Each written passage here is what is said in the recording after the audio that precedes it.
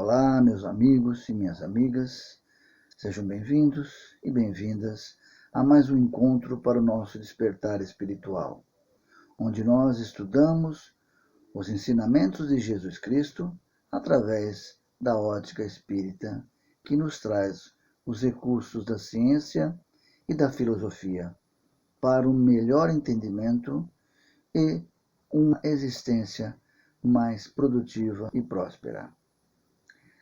A verdade, segundo Cristo, é libertadora.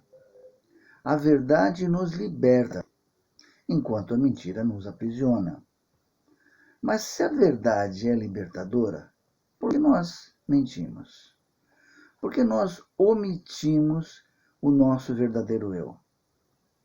Provavelmente é porque nós vivemos dentro de uma sociedade que preza o estereótipo.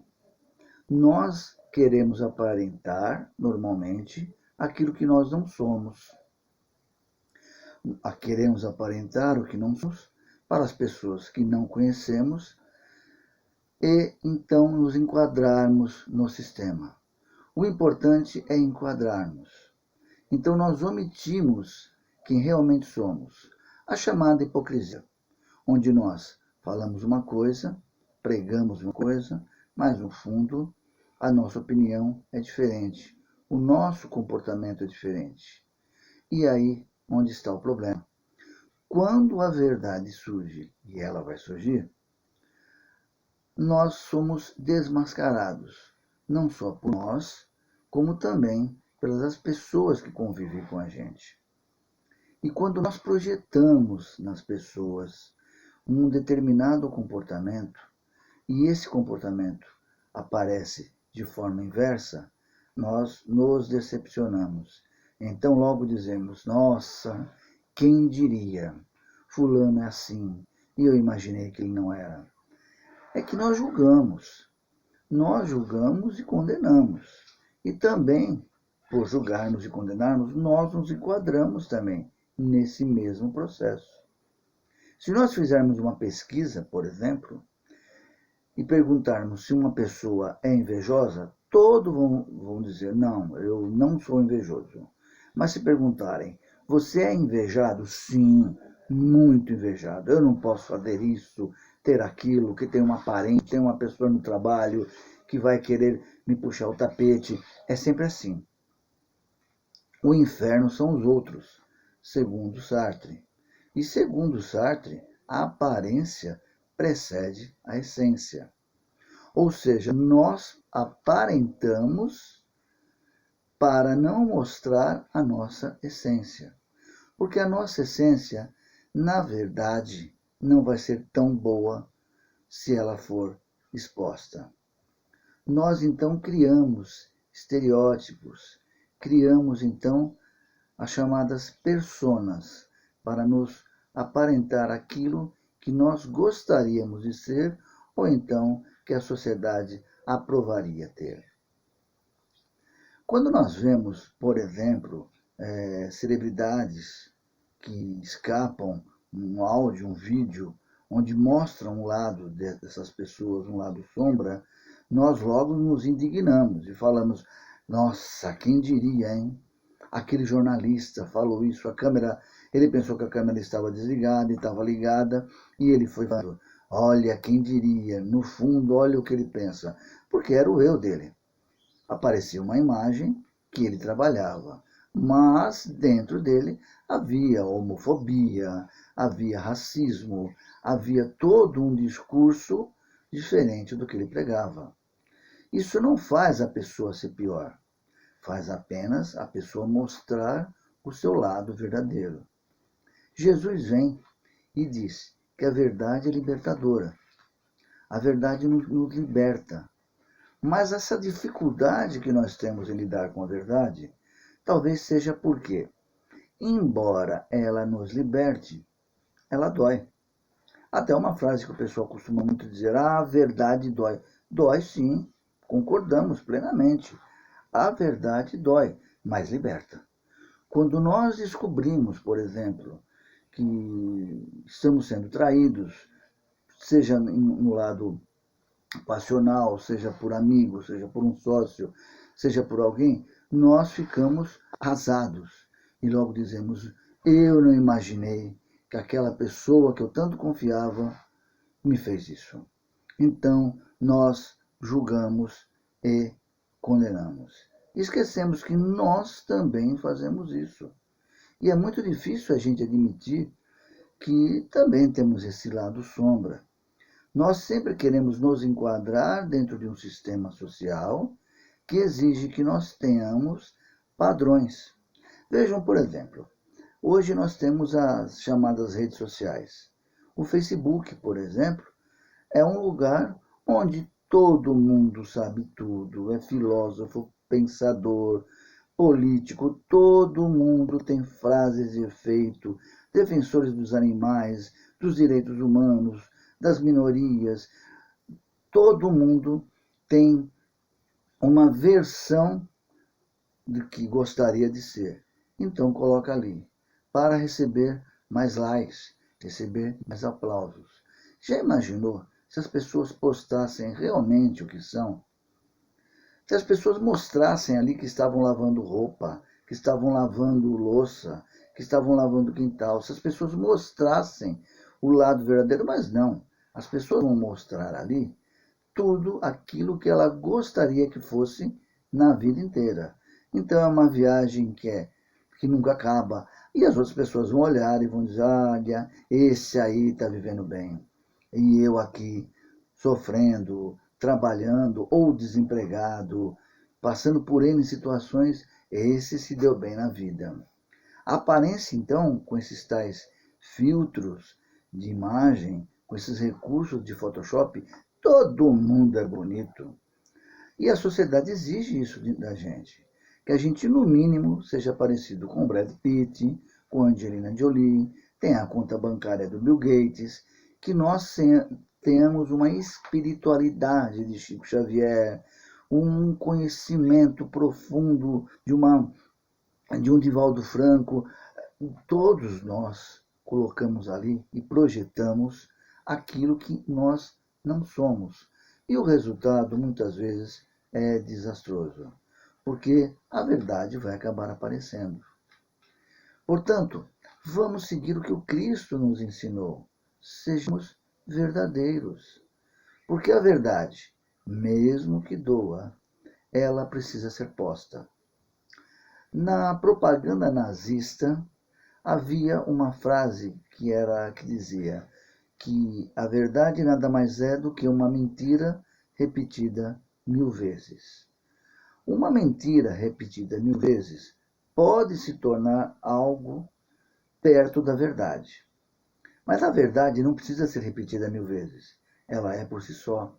Quando nós somos verdadeiros, nós não tememos ser descobertos, ser desmascarados.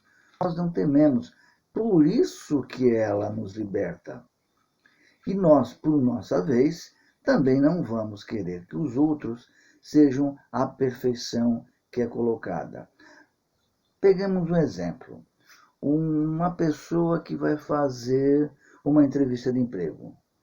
É óbvio que aquela pessoa vai preparada, ela vai colocar a melhor roupa, ela vai usar a melhor linguagem, ela vai fazer de tudo para mostrar uma aparência que, obviamente, ela não usa todos os dias. Ela vai responder de uma forma que normalmente ela não responderia, mas ela precisa passar pelo primeiro processo, que é de ser o que não é. Quando nós vamos tentar um relacionamento, seja qual for, um relacionamento amoroso, a pessoa dos dois lados sempre vai colocar a melhor roupa, o melhor corte de cabelo, a melhor maquiagem e mostrar o quanto ela é confiável, o quanto ela é boa, o quanto os dois nasceram para o outro. Mas, com o decorrer do tempo, nós sabemos no que dá isso. Surge a verdade. Então, os dois lados vão dizer: ah, eu não pensei que ele ou ela fosse assim. Ele era tão diferente, ela era tão diferente. Não, eles estavam omitindo. Porque é claro, se você for numa entrevista de emprego e disser: Um dos maiores defeitos que eu tenho é que eu não gosto de trabalhar. Claro que você dança de cara. Você conhece uma garota, ou a garota conhece um rapaz, ou seja lá qual for a opção, e vai dizer, olha, eu sou chato, não conviva comigo porque você não vai suportar. Acabou ali mesmo. Mas seria muito legal se nós pudéssemos ser verdadeiros. Nós omitimos e acabamos sofrendo com isso. E, infelizmente, nós também projetamos nas outras pessoas esta perspectiva de que as pessoas também não vão nos decepcionar. Na Idade Média, por volta do ano de 1250, mais ou menos, havia-se muitos mosteiros. E nessa época, havia um monge muito conhecido, chamado Tomás de Aquino, que posteriormente viria a ser São Tomás de Aquino, um homem extremamente inteligente, um homem que tinha uma filosofia baseada na escolástica, uma filosofia que tinha base na filosofia platônica, um homem de um estudo muito apurado. Na época, ele era considerado entre os 10 homens mais sábios de sua época. Tomás de Aquino era um homem de uma postura exemplar, um homem sábio, uma referência. E na Idade Média havia muitos mosteiros que eram os lugares onde os monges ficavam meditando, estudando, longe dos pecados, longe de uma vida mundana. Ali muitos ficavam muitos anos ali e saíam para se graduar. Outros nem saíam, ficavam lá e desencarnavam lá mesmo. Eles viviam uma vida de clausura, uma vida longe dos chamados prazeres mundanos que levariam eles à perdição. Tomás de Aquino, por ser um homem muito conhecido, um escritor, um pedagogo, um filósofo do catolicismo e do cristianismo, foi chamado determinada vez para visitar um mosteiro. E Tomás de Aquino, ao visitar o mosteiro era um lugar também que ficava em lugares desertos, e a base dos mosteiros era o silêncio, o estudo, a introspecção. Estava lá então Tomás de Aquino na cela. Cela era o quarto que os monges dormiam. E quando Tomás de Aquino percebe, há uma algazarra, uma gritaria, uma coisa muito estranha vindo dentro de um mosteiro, onde era um lugar de retidão, um lugar de introspecção. E aquela gritaria toda, até que um monge bate na porta de Tomás de Aquino e grita, Tomás de Aquino, corre para cá. Você não imagina. Tem um boi voando. Tá todo mundo lá no pátio vendo. Vem ver, tem um boi voando, Tomás de Aquino. E saiu correndo. Tomás de Aquino fez o que os sábios costumam fazer. Calmamente fechou seu livro, dobrou seu óculos, colocou em cima de sua escrivaninha, pois as celas dos monges eram muito simples. Era basicamente composta de uma cama e de uma escrivaninha. Ele levantou-se e foi calmamente dirigir-se ao pátio para ver o boi voando. Ao chegar lá, foi só risada. Não tinha nenhum boi voando. Tomás de Aquino, o homem sábio, acabara de cair numa pegadinha da Idade Média. E os monges morriam de rir. E riam que colocavam a mão na barriga de tanto que riam, pois Tomás de Aquino ficou olhando para cima com cara de paisagem, esperando ver o boi voando. E o monge que tinha bolado esta pegadinha veio ter com ele e disse, Tomás de Aquino, mas que decepção. Mas logo você, Tomás de Aquino, um homem tão sábio, uma referência para nós que somos monges, cair numa história dessa, Tomás de Aquino. Mas onde que um boi iria voar? Tomás de Aquino, você me decepcionou. E ria, além de ter os comentários. Tomás de Aquino, então, calmamente esperou que todos acabassem de rir. Quando acabaram de rir, Tomás de Aquino, então, se dirigiu a esse monge e falou: meu querido irmão, quando você bateu a porta da minha cela, interrompendo meus estudos, dizendo que havia um boi voando, eu logo vim ver. Porque, embora, mesmo sabendo que seria impossível que um boi voasse, eu ainda preferi vir ver com os meus próprios olhos. Porque eu preferia acreditar que um boi voasse do que um monge mentisse. Claro que nessa hora acabou a graça, cada um foi para um lado, o monge ficou, disfarçou e deu fora. O que esta história verídica que se passou na Idade Média com Tomás de Aquino nos traz? Nos traz que muitas coisas que surgem não nos é esperada. Muitas coisas nós não esperamos de determinadas pessoas. O que Tomás de Aquino quis colocar não foi uma forma apenas de constranger e mostrar que aquilo foi uma brincadeira de mau gosto, mas deixar claro que aquilo não era o que se esperava de um monge. Da mesma forma de nós. Muitas vezes nós nos chocamos com o que nós falamos, com o que nós ouvimos e esquecemos que estamos dentro de um planeta onde nós estamos ainda como estudantes.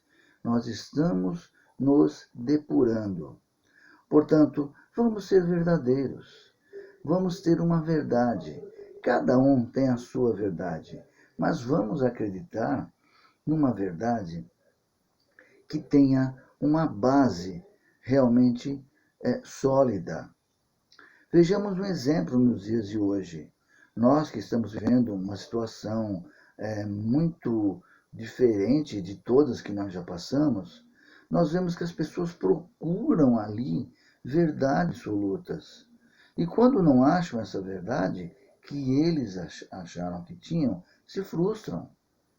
Eu percebo que muitas pessoas, nessa situação de pandemia, estão até se sentindo bem.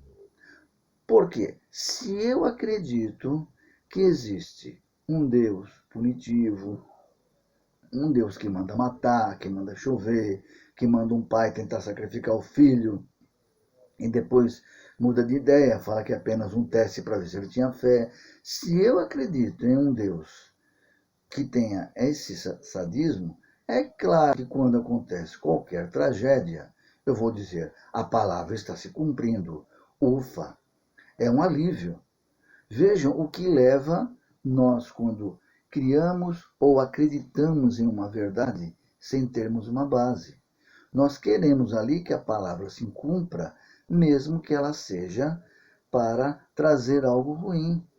Porque aquilo que eu passei a acreditar, se eu acredito naquilo e aquilo não se realiza, eu me decepciono. Então, vamos nos ater a ser verdadeiros, a sermos então verdadeiros conosco e verdadeiros com aqueles que convivem com a gente, para nós não nos decepcionarmos e não trazer para os outros uma decepção da nossa forma de ser. Meus queridos, muito obrigado a todos que ficaram aqui até o fim para ouvir mais essa nossa mini palestra, para que nós possamos trazer esses poucos conhecimentos e engrandecê-los no decorrer da nossa existência. Sejamos verdadeiros. Cada um tem uma verdade, mas que essa verdade tenha sempre uma base sólida e concreta. Muito obrigado e muita paz a todos.